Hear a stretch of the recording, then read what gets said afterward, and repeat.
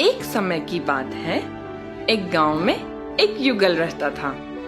वे चाहते थे कि उनकी एक संतान हो। उनके घर के पीछे एक खिड़की थी जहाँ से एक सुंदर बगीचा दिखता था, जो हमेशा ताजी सब्जियों और सुंदर फूलों से भरा रहता था। लेकिन उस बगीचे के चारों तरफ एक लंबी दीवार थी और वहाँ एक डायन रहती थी जिससे सब डरते थे। एक दिन पत्नी उस खिड़की के पास खड़ी थी और बगीचे की ओर देख रही थी। उसने देखा कि वहाँ फूलों की एक सुंदर चादर है। वे इतने ताजे थे कि पत्नी कुछ फूल अपने पास रखना चाहती थी। ऐसा काफी दिनों तक चलता रहा और धीरे धीरे पत्नी और उदास होने लगी। तब उसके पति से यह देखा न गया। उसने पूछा, क्या बात है प्रिय? पत्नी ने कहा, जब तक मैं उस फूल को चख न लूं, तब तक मुझे चैन नहीं आएगा। पति अपनी पत्नी से बहुत प्यार करता था। वो सोचने लगा, मैं अपनी पत्नी को खो नहीं सकता। चाहे जो हो जाए, मैं उसके लिए वो फूल जरूर लाऊंगा। तो एक शाम पति ने उस दीवार को पार कर लिया और बगीचे से कुछ फूल तोड़ लाया। पत्नी ने फूल का स्वादिष्ट सलाद बनाया और मन भर के खाया। पर उसे वो इतना पसंद आया कि अगले दिन उसकी फूल खाने की इच्छा 3 गुना बढ़ गई। और उसकी इच्छा पूरी करने के लिए फिर उस शाम पति उस डायन के बगीचे में गया। जब वह लौट रहा था तो उसने देखा डायन ठीक उसके सामने खड़ी है और वो घबरा गया। डायन ने गुस्से में आके कहा, तुम्हारी हिम्मत कैसे हुई मेरे बगीचे से फूल चुराने की? तुम्हें सजा भुगतनी होगी। पति ने कहा, मुझ पर दया कीजिए, मैंने ये सिर्फ अपनी पत्नी के लिए किया है। अगर वो इस फूल को नहीं खाती तो वह उदास रहती, जो मुझसे देखा न गया। तो डायन बोली, ठीक है, तुम जितने चाहो उतने फूल ले जाओ, लेकिन एक शर्त पर, तुम्हारी जो भी संतान होगी वह तुम मुझे दोगे। मैं उसे एक माँ की तरह पालूंगी। पति ने घबराकर डायन की शर्त मान ली और जब उनकी संतान हुई तो डायन ने फूल की तरह उस बच्ची का नाम रैपुंज़ेल रखा और उस बच्ची को अपने साथ लेकर चली गई। रैपुंज़ेल बहुत ही सुंदर थी। जब वो 12 साल की हुई तो उस डायन ने रैपुंज़ेल को एक लंबे मीनार में कैद कर लिया। उस मीनार में न कोई सीढ़ी थी न कोई दरवाजा, बस एक खिड़की थी। जब भी डायन को उस मीनार पर जाना पड़ता तो वो नीचे से चिल्लाती, रैपुंज़ेल, रैपुंज़ेल, अपने बालों को नीचे करो। जब रैपुंज़ेल ये सुनती तो वो उसके लंबे सुनहरे बाल मीनार की खिड़की से नीचे फेंकती और डायन उसके बालों से ऊपर आ जाती। कई साल बीत गए। एक बार एक राजकुमार उस मीनार के पास पहुंचा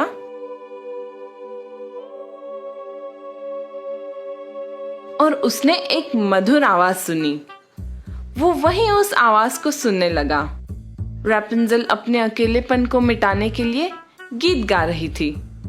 राजकुमार को उससे मिलने की इच्छा जागृत हुई और वो उस आवाज तक पहुंचने के लिए दरवाजा खोजने लगा, लेकिन उसे कुछ नहीं मिला। वो मायूस होकर वापस लौट गया, लेकिन रैपुंज़ेल की आवाज उसके दिल को छू गई थी। तो वो राजकुमार रोज उस मीनार के पास जाकर रैपुंज़ेल की मधुर आवाज सुनने लगा। एक दिन वो चुपके से रैपुंज़ेल की आवाज सुन रहा था तो उसने डायन को मीनार में जाते हुए देखा।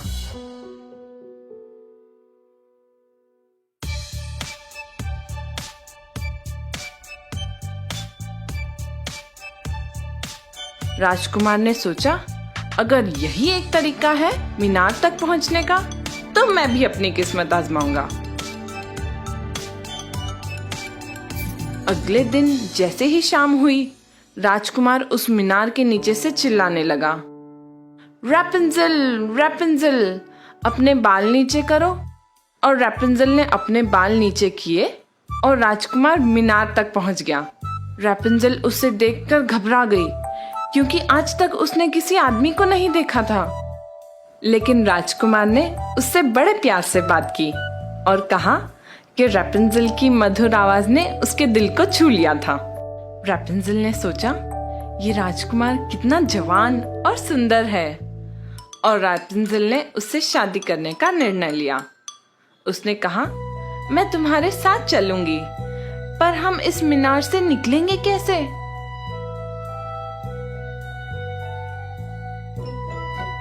जब भी तुम मुझसे मिलने आओ तो तुम एक रस्सी ले आना, जिससे मैं एक सीढ़ी बनाऊंगी।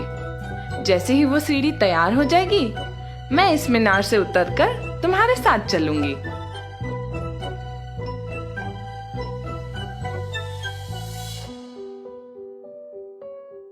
डायन को इस बारे में कुछ पता नहीं था। जब एक दिन रैपुंज़ेल ने कहा, माँ, ऐसा क्यों है कि आप मेरे बालों से धीरे चढ़ते हो और राजकुमार पलक झपकते ही चढ़ जाता है? डायन ने कहा, ये मैं क्या सुन रही हूँ? मुझे लगा कि मैंने तुम्हें पूरी दुनिया से छुपा कर रखा है और तुमने मुझे धोखा दिया। गुस्से में आकर डायन ने रैपुंज़ेल के लंबे सुनहरे बाल काट दिए। डायन इतनी कठोर दिल थी कि उसने रैपुंज़ेल को एक सुनसान जगह पर छोड़ दिया।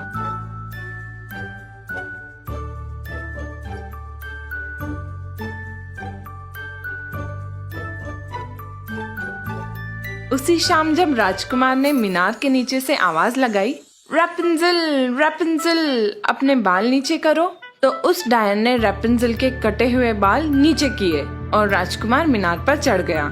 लेकिन रैपुंज़ेल की जगह उसने देखा कि वहाँ डायन है। हा! डायन ने कहा, तुम्हारी प्रिय रैपुंज़ेल यहाँ नहीं है, तुम उससे कभी नहीं मिल पाओगे। राजकुमार ने दुख में मीनार से छलांग लगाई, लेकिन मीनार के नीचे जो कांटे थे वो उसकी आंख में चले गए। बेचारा अंधा राजकुमार मायूस होकर जंगल में रहने लगा।